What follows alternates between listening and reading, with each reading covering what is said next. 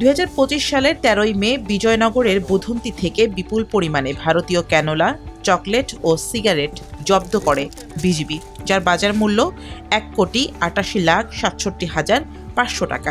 তবে শুল্ক কর্তৃপক্ষ পণ্যগুলো নিলামে বিক্রি করে মাত্র 3,51,500 টাকায়। মূলত বিভিন্ন সময় অভিযানে বিজিবির জব্দ করা ভারতীয় চোরাই পণ্য হস্তান্তর করা হয় আখাউড়া স্থল শুল্ক স্টেশন কর্তৃপক্ষের কাছে। পরবর্তীতে কাপড় ছাড়া সব পণ্য উন্মুক্ত নিলামে বিক্রি করা হয়। তবে যাদের উপরে এই চোরাই পণ্য বিক্রির দায়িত্ব, তাদের বিরুদ্ধে অভিযোগ রয়েছে সিন্ডিকেটের। তাদের পছন্দের প্রতিষ্ঠানকেই দেওয়া হচ্ছে পণ্য। ফলে নির্দিষ্ট প্রতিষ্ঠানের কাছেই যাচ্ছে বিজিবির জব্দ করা চোরাই পণ্য, আর দামে কারসাজির কারণে বড় রাজস্ব হারাচ্ছে সরকার।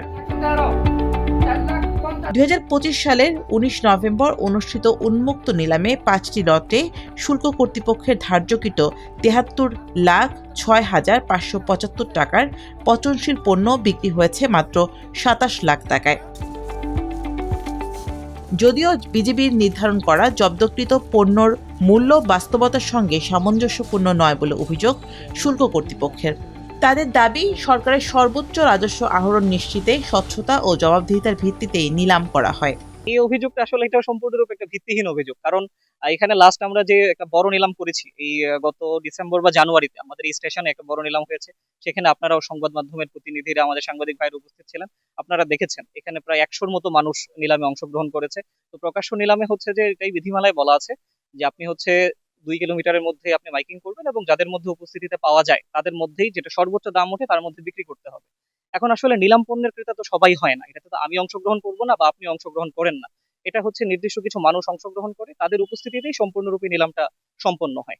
এখানে সম্পূর্ণ স্বচ্ছতা এবং জবাবদিহিতার ভিত্তিতে করা হয় এবং সরকারি রাজস্বের সম্পূর্ণরূপে যথেষ্ট পরিমাণে আমরা সেটা সচেতন থাকি যেন সরকারি রাজস্বটা উঠুক। বিজিবি যখন একটা মূল্যের মানে হচ্ছে যে পণ্য ধরার পর তারা যে ভ্যালুয়েশনটা করে, তারা আসলে কিসের ভিত্তিতে করে সেটা আমি বলতে পারবো না, সেটা বিজিবি হয়তো বলতে পারবে।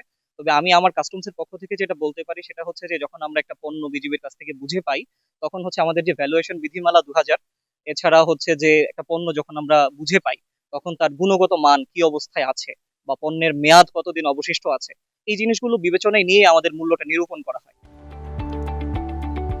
পণ্যর অতিরিক্ত মূল্য নির্ধারণের অভিযোগ সঠিক নয় বলে দাবি বিজিবি সদর দফতরের। বেঁধে দেওয়া মূল্যেই জব্দকৃত পণ্যের মূল্য নির্ধারণ করা হয় বলে দাবি তাদের। নিলামের দায়িত্বটি সম্পূর্ণ কাস্টমস হাউসের এবং নিলামের মূল্য এবং অন্যান্য যেভাবে তারা নিলাম করবে এটা কাস্টমসের উপরই ডিপেন্ড করে তারা কিভাবে এটাকে নিলাম করবে। আমাদের দায়িত্বটা হচ্ছে তাদেরকে মালামালটি ভরে তাদেরকে বুঝিয়ে দেওয়া। পাশাপাশি এখানে আমরা যে সকল মূল্যগুলো আমাদের সরকারিভাবে নির্ধারণ করে দেওয়া থাকে, সরকারি আমাদের বিজিবি হেডকোয়ার্টার থেকে আমাদেরকে যেভাবে চিঠিতে মূল্য বলে দেওয়া আছে আমরা সেভাবেই মূল্যটি নির্ধারণ করি। এখানে ওভার প্রাইসিং বা অতিরিক্ত মূল্য ধরাটা সচরাচর এটা কখনো হয় না। ব্রাহ্মণবাড়িয়ার কসবা, আখাউড়া ও বিজয়নগরের প্রায় 73 কিলোমিটার সীমান্ত রয়েছে ভারতের সঙ্গে। এসব সীমান্ত দিয়ে অবৈধভাবে আসা মাদক ও চোরাচালানি পণ্য প্রায় ধরা পড়ে বিজিবির হাতে।